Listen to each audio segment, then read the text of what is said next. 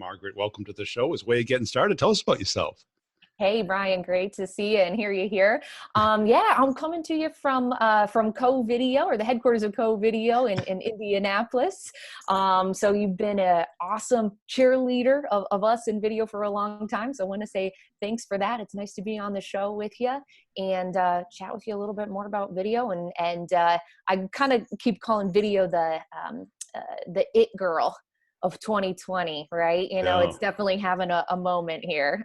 that's it. It was kind of, some people did it. It was almost a fringe thing. Mm-hmm. And then all of a sudden, everyone's doing it.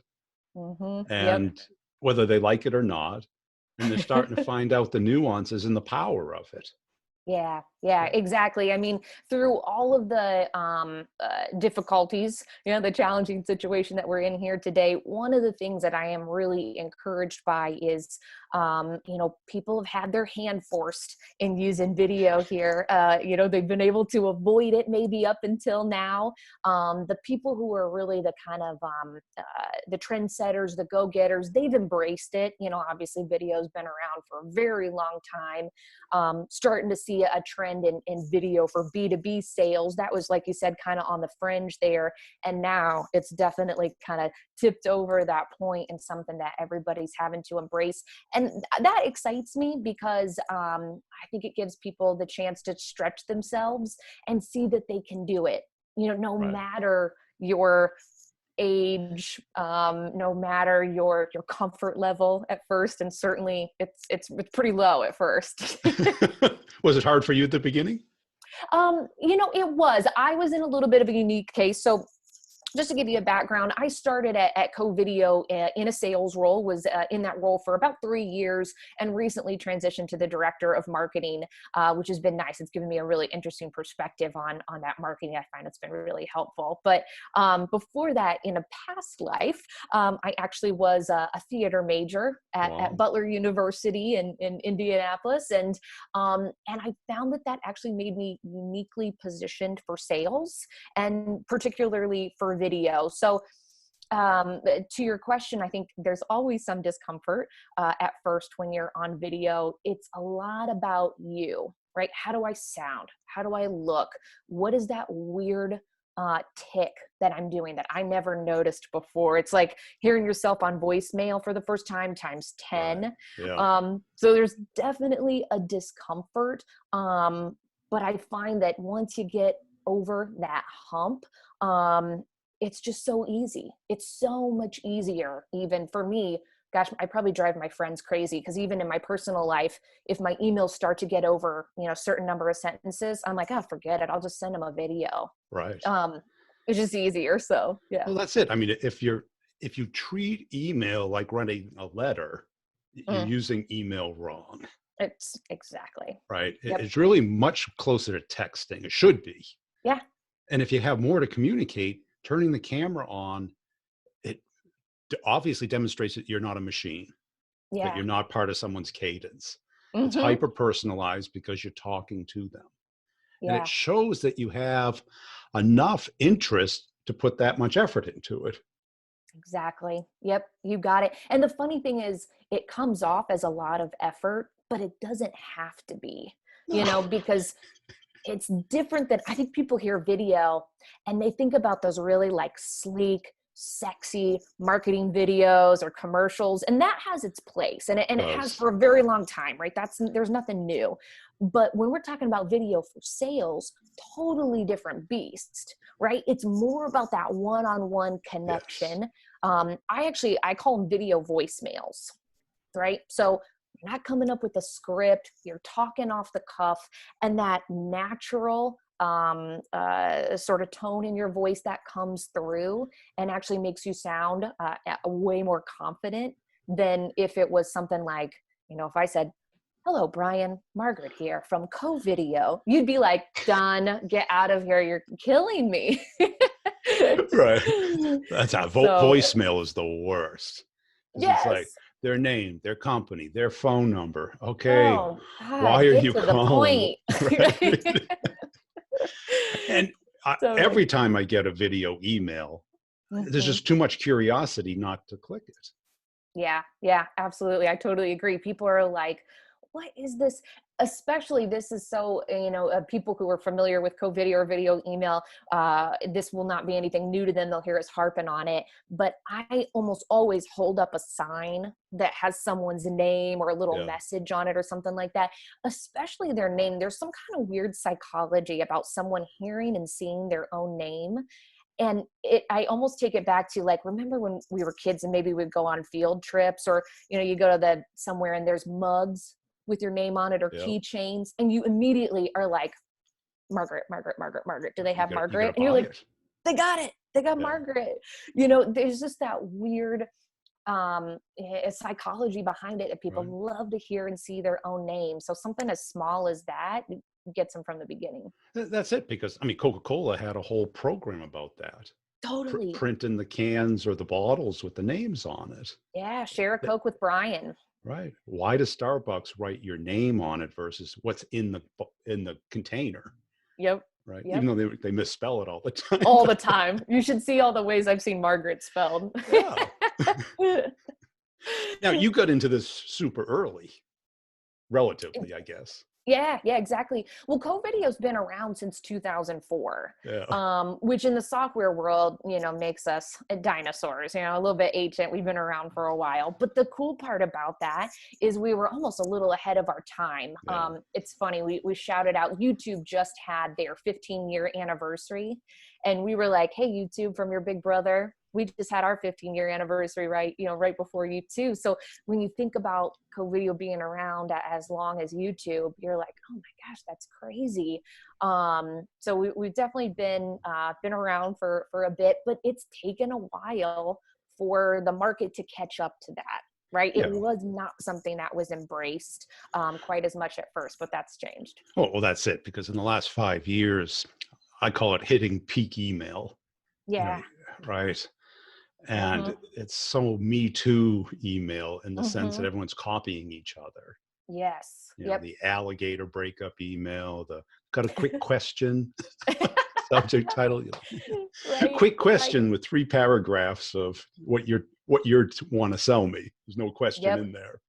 Yep, exactly. And it comes back to that, the personalization and having something of value. I was listening to one of your other podcasts here just recently about being, or maybe it was on your LinkedIn, about being like that, the sales Sherpa, right? Where you are the guide. And I love that idea about, being that sort of the sage for them, if you will, about leading them through. And video helps you do that, because one of the things I've seen is really, really important that not enough salespeople are doing is using storytelling as a part of their selling. And that's really difficult to get through when you only have text. And that's why, video, of course, can be so powerful, because there's that emotion, there's tone, there's inflection, there's body language, there's, eye contact, even all those things that we don't have in just the written word, that really elevate you and let you be, your best self. I see you're doing something, as they say, to show your hands. That's that is just something that I can't stop myself. I'm a very animated person. Yeah. But we certainly, coach people on that sort of thing. Is we shouldn't be stiff. And again, this is one thing that has been a little bit nice about some social distancing and using video, because I harp on this all the time, is like, stop, get the idea of perfect out of your head, because perfect is not real, and it's certainly not relatable. And it doesn't sell. It does not sell. No one can see themselves in perfect. And you have to connect with somebody in order to form, that kind of, it sounds weird to say emotional connection, but buying is emotional, whether people are conscious about that or not, it is an emotional decision. So you have to have some of that emotional connection there as well. So the more you can be yourself. Well, I'd like to get your perspective on it, because, I've been hyper focused on this for probably the last 2 years. Last year kind of blew up my business because I found a particular pattern that worked. Yeah. And I'd like to hear your journey. It's like, how'd you go from okay to great at it, or Oh good to yeah. it? Yeah. I think that's a great question. It's funny. I cringe when I go back and I look at some of my old videos because I was focused on being perfect, and it was scripted. It was unfeeling. It was cold. It just felt like an email. So Yeah. really there wasn't the advantage there. So when I took myself a little bit less seriously and was cool with making mistakes and kind of powering through those, or using that as part of my message, that's when I really took off to a different level. And that's what I see from the people, that I work with too, because certainly at first they're like, this sucks. Like, I'll be really honest with you. People who start video at first, they're like, I can't do it. I just spent 2 hours making, one video and it's terrible. And I'm like, no, like, don't worry about it being Yeah. perfect. And, like anything in sales, our pitch, our presentation, our all that sort of thing, it takes time and it takes practice. Right. So when you think about it like, sharpening your sword, so to speak, and thinking about how that's going to make you better, rather than just being like, I want this quick win right out of the gate, like it takes time. There's Yeah. no magic bullet. That's it. Because what helped me is, like, instead of being sitting at the deck, I'd go walking around. Yeah, I love those videos. And then I figured out, well, on a sunny day, those videos get probably twice as many views as a cloudy Interesting. day. Yeah. Interesting. I love that. Probably all of us Midwesterners looking at you longingly and Well, being like, you know, what's a sunny day? A big smile, right? What's a cloudy yeah, day? Mopey, right? It's just part so of the true. tone and how people react.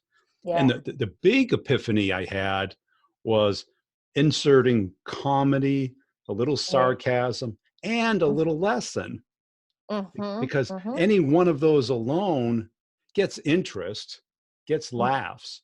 But if you put all three together, it's great. Mm-hmm. Well, and that's where it becomes so memorable too, right? Without getting too like, into facts or whatever, but I think I saw something where it's like, 95% of your message is remembered with video versus 10% when it's just text. Right. And you can elevate that with those different things like you were talking about, right? Where it's a little bit funny, it's a little bit storytelling, it's a little bit of a lesson. I mean, that's something that, gosh, I just told you the Sherpa thing, that's stuck in my mind. I'm not going to forget that. And that's great. You do video very, very well. Obviously I have to, I bow Well, down to you. You're one of the experts, man. well, the thing about walking is it gets a different part of your brain working. Yep. Okay. It puts you outside of your house in nature. Mm-hmm. So you're Yep. more calm. You're breathing more. Mm-hmm. You're more Mm-hmm. relaxed. You're not thinking like work, even though you might be thinking about work. Yep. Yep. And I'm not Absolutely. suggesting everybody do their videos walking, but maybe think of the idea, flip your camera on, record what you were thinking, then do Yep. it at your desk. Totally. Well, I've even done some videos where, maybe I'm in the gym, and I had an idea. I was thinking, because it's sort of the same thing, right? It is. It is. Wherever It's my like the head is shower. clear. Yeah. Yeah, exactly. I haven't done any videos from the shower yet, but That might be popular. exactly. Oh gosh, 2.0. So right now, maybe I'm in the gym, maybe I'm in my Yeah. kitchen, maybe wherever it is that I get that idea and my head is the clearest. And what's funny is, whether you're doing that for, a LinkedIn video, or I've actually had great success when I am thinking about a client or a lead or whoever, and I get an idea about them. Boom, I'm pulling up my camera and I'm like, this might be out of the blue. I realize that I'm in a parking lot right now, but I was just thinking about you. And here's Right. what I was thinking. Because they're like, wow, Margaret is thinking about me when she's, commuting home or when she's doing whatever. And I'm like, you bet, man. I'm thinking about you and how I can help you out all the time. Right. And people love that. And I think one of the key distinction is, like, say you put a text post on LinkedIn, it goes viral. Mm-hmm. Okay. Now you put a video on there and it has some success. Now, if that person runs into you and doesn't know you, you don't know them. Uh-huh. Are you going to tap someone's shoulder? I read your text post. It was really interesting. Ain't happening.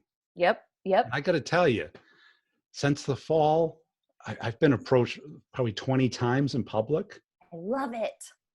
And you beeping the horn when they see me on the street and yell my name out the window. That's cool. And I was at the airport in the security line at Christmas, and this guy put his hand on my shoulder. I thought it was TSA or something. What I do a text wrong? post, a blog post, you don't get that. That's so true. And that comes back to like, that storytelling and personal branding, because that is almost more important sometimes than what you're selling, right? They're buying you. They're buying into your expertise, your persona, your, all that sort of thing. I've had the same thing happen on a much smaller scale. But in, Indy, maybe I'll be out at, some sort of tech event or meet and greet, or someone, one time I was actually at a bar watching a Butler game, and someone said, "Hey, you're that girl on LinkedIn." And I was like, yeah, I'm one of them. Yeah. One of them. There's more than one. Yeah. Like it's the only one. But they recognize you, and they'll come up and say hi. And there's that comfort level then too. They know, like, and trust you. Exactly. And that is I love the idea about, and this will be controversial to some people. I talk a lot and I think about the word vulnerability a lot. And I think a lot of people have discomfort with that in a business setting, but I cannot tell you how important it is. And when I say that, I mean, like, I am being vulnerable by getting on camera, right? The way that I sound, I've got this terrible Midwestern accent, or, maybe I'm at the gym and my hair's crazy, or maybe I'm putting some ideas out there that someone might disagree with. But for me to put myself out there, that drops my guard. And I find it helps other people drop their guard in turn. So you can cut the bullshit. You can forget some of those airs that we typically put on in the professional world, and just get down to it. Yeah. And that will help not only strengthen your business relationships and open doors. I find it also speeds up the sales cycle as well, because And also, I'm a terrible writer and I have dyslexia. Mm-hmm. So text is not my channel. Yep. Right. Mm-hmm. Mm-hmm. And that was really sad because, about 4 years ago, LinkedIn was really pushing the Pulse posts, their little blogging platform. Yep. And there was a bunch of sales experts that were great writers, and they just blew up. Yeah. Right. Yep. And I go, I'm never going to be that good, not even at spelling. I mean, it wasn't even I had the content. I didn't have the context to get it out there. Yep.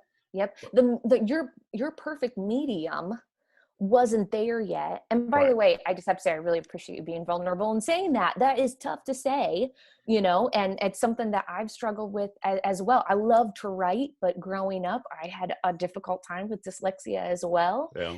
And it felt really frustrating because I'm like, I know I'm a great communicator.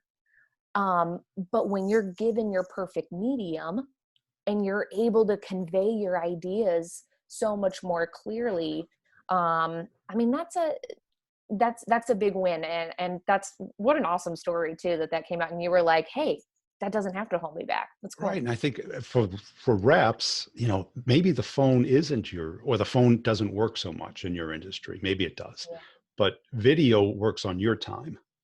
Yeah. Right. Yep. And you can do it at 3 a.m. The other person doesn't have to be there at the time. Yeah. Actually, it's funny that you say that, because I got a LinkedIn message from you confirming today at 2:30 in the morning.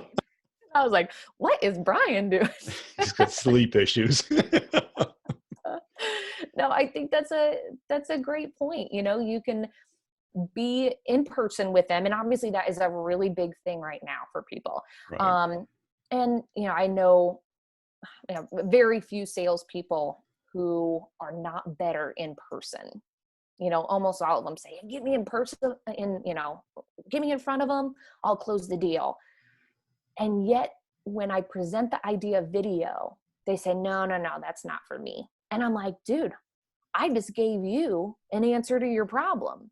Yeah. Now, no, being in person, gold standard, right? Nothing's ever going to replace that. But if we can build a bridge, if Right. you're not great at email, if they're not picking up the phone, and voicemail is as annoying as we all know it is, where can we find a little bit of a way to fill the gap, so to speak? Right. Because you can only convey so much on email, and it's getting reduced and reduced every day Yeah. because people are looking at it on their phone. And if they have to scroll, they might not scroll. Right. Yeah. Yeah. They get like, Exactly. what do they want? Where is this? I don't know. Yeah. And yeah, in person is the best, but it's time consuming, not an option sometimes, and super Exactly. expensive. Yeah, and obviously not an option right now. They could be right down the street, and Right. obviously And it's you're one of the assuming reasons. that they will take that meeting, Yep, yep, which is really exactly. hard. And what have you seen people do wrong with video? That's a really good question. Um, I have seen them see kind of like the where they buy in. They're like, okay, I get it, video's cool, but they think they record one blanket message, just kind of like your Spam. templatized Yeah. email, and you send it out, and they say, hey, what you said video would work, why isn't anyone responding to me? And I'm like, well, there's you have to um, tailor that message, of course. And I think it's really interesting because personalization, and that's kind of a broad term, but it's everywhere. It's our suggested watch list on Netflix, it's my Spotify discover list, it's you know meal plan custom for me that gets delivered, whatever that is. And yet people, like, they see that, they love it, but it still doesn't quite, they want the easy way. They Yeah. want to do one thing, and they think that it's going to Once. be a formula. And I'm like, man, I just don't know how to tell you that, like, it's not that simple necessarily. I wish it were. If it was, I always tell people, like, God, if it were that easy, I'd be laying on a beach in Bali somewhere right now. Well, Like, that's it. If you met them in person, you wouldn't say the same thing. You'd be like, hold on, I got a recording here I'd like to give you as my right. intro. It's a Of great course point. not. You'd be That's so organic. true. You would Yeah. find something to talk to them about them, Yep. something that they would be interested in, Yeah. right? Yeah. And I'm I, sure every time you go to a party with fellow girlfriends, what's the first thing you say? Have you lost Where's the beer? weight? Where's the beer? I That's what just I you say. sorry, you just got me dreaming about a party right now. I'm like, oh, I'd love to be at a party soon. What is a party? Yeah. Yeah, Yeah, what's going on with you? What's yeah, new? Hey, tell me about that date you went on or whatever. Yeah, you don't right. say the same thing to everybody because I know everyone's When you wouldn't doing give your different title, stuff. your role, and your value Oh proposition. God, they would be so sick of me. Yeah. And how about, what are the excuses you hear? Is it like equipment? Like, I don't know if you know Casey Neistat.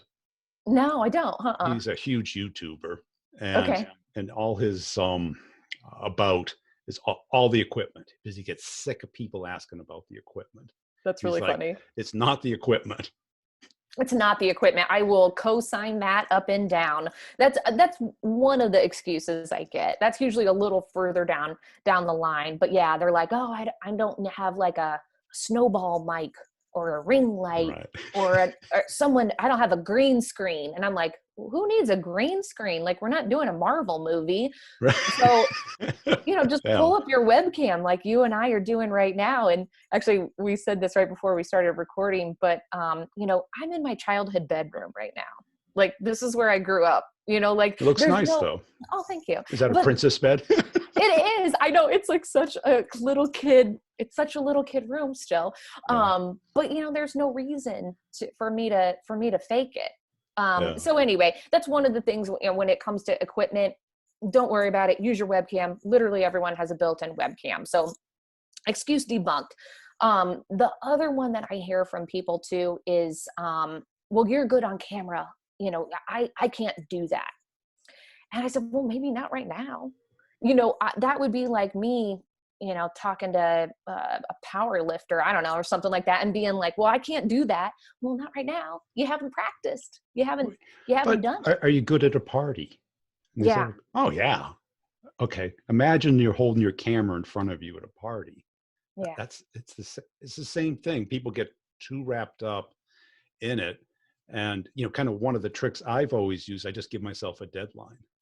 Yes. That's great. Yeah. I'm going to make 2 videos, and they go, you must be walking 10 miles a day. It's a 1.5-minute video. Yeah. And I do vignettes. Yeah. So I do like a 15-second funny point, and then I put them together through iMovie when I get home. And I just use my iPhone. Yeah. Yeah. Nothing special. Nothing special. Everybody has a camera. Everybody has the equipment, Yeah. to be able to do it. So, that not a big deal. The idea of saying like, hey, I've never done that before. Awesome. You're in great company. Most people, haven't done it, or you're new at something every time you try it. Right. So, so that's not a big deal. I mean, those are really kind of the big ones. And often I'll call them out as excuses, And I think people are getting over it now, because your manager's not going to have an all hands with everyone turning their camera off. That's called a conference call. Yeah. Yeah. They want to see you working. That's why they want the camera on. That's so true. You're on the couch with fucking Tiger King. No, they want to see you, right? Yes. So true. Yeah. And that's it. I think people just make it seem like it's harder than it is, and they don't see the benefit of it. And I've got a lot of people kind of mimicking my walking videos, and they go, well, I'm not getting the reception that you are. And I go, are you being yourself? Yes. Are you bringing some value? Are you overthinking it? I mean, there's little tricks, center your face. Right. Yeah. Yep. There's certainly things like that. And just real quick, for anyone who's new to it, I do want to plow through a couple best practices that are super simple here. One of the biggest ones I'll tell you, and this is a hard one for newbies, is you always want to look at yourself, or you tend to raise your eyes up and look at the webcam, because then it feels like you're making eye contact and that you are there with that person, giving them your full attention. So that's kind of a big one. Centering it, head, neck, and shoulders. Keep it about eye level, and make sure you're not in front of any window. Basically, have the window be behind you. That's what I've got right now. Yeah, So the lights on your isn't face. blinding the camera. Yep. Those are the little ones. But other than that, just go for it. Just do it. Don't overthink it. That is cool. And what recommendation to get started? Is it just start with Zoom and just have a Zoom call with somebody, get a trial of co-video, or? Yeah, I would do both of those things, because here's the thing, video is used in a lot of different ways, right? So we're on Zoom right now. Zoom is your live video conferencing where you both have a time and you're like, hey, we're going to meet up at this time and have a two-way conversation. Yeah. Well, then you've also got your co-video. That's more of that, hey, pre-recorded video that you're sending, like you were talking about before. You can record it any time and send that off, and whoever you send it to can look at it when it's convenient for them. So those are going to be two different things. Certainly, try a free trial. Obviously, it's a great way to get started with it. Anyone who's doing video for the first time, I typically will tell them, if I'm working with them, I'm like, hey, send your first video over to me. I'll give you honest feedback. I'd love to see it. If, otherwise I would say send it to a friend, a trusted colleague, because I understand, hey, right out of the gate, you don't want to send it to your top prospect necessarily. Maybe give it a couple practices, get some feedback from people, and then let it fly. And how long should they be, a video email?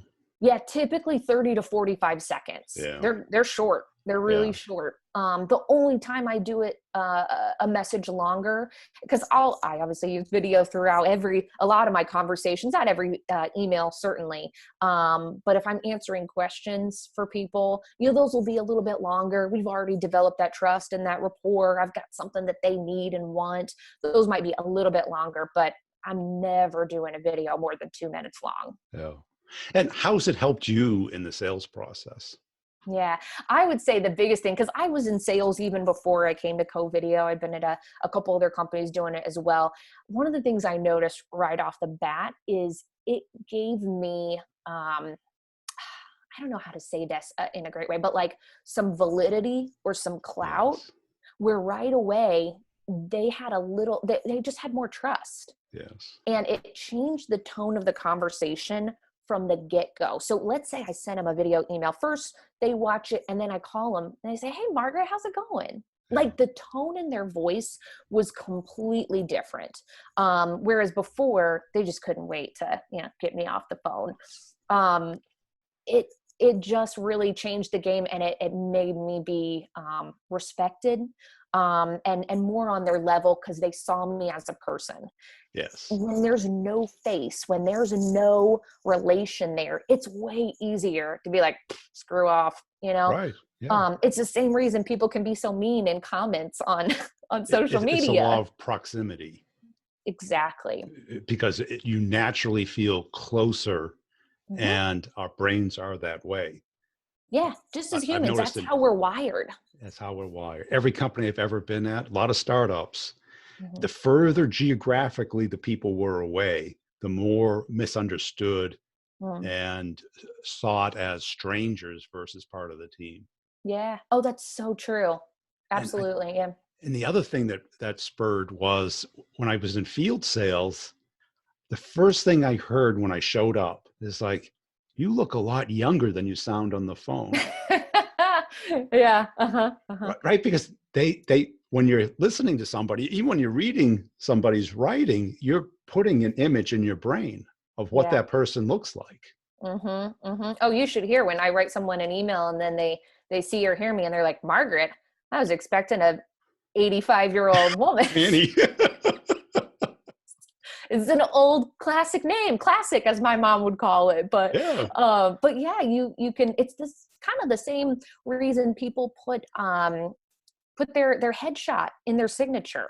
Yes. Right. It's like that times 100. But there's right.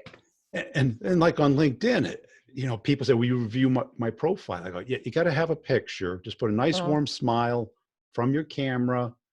Okay. No fish, no kids, no dogs. Yes. Thank you. You're not at a stadium, right? Yeah. The objective is to be able to recognize you. Yeah. Yeah. Totally. And use something current. Yeah. That's it's a high school picture with a prom. Exactly. Tuxedo. No, not going to cut it. Use something current. So cool. Hey, this has been a fun conversation. Where can people go to follow you and learn more about your work? Well, they can find me on LinkedIn, of course, Margaret Henney. And you can find us at covideo.com. Find us, either on our website or on LinkedIn as well. I certainly take a lot of great cues from you. I'm putting videos up, not nearly as much as you are on LinkedIn. Like I said, you're the man there. But if they want to learn a little bit more, check us out. And, we're here to help and hopefully make video a little less scary for people, because it can feel a little intimidating. New things are, especially like I said, when we've had our hand forced into this. For some people, they feel a little bit uncomfortable. We're here to make that easier for you.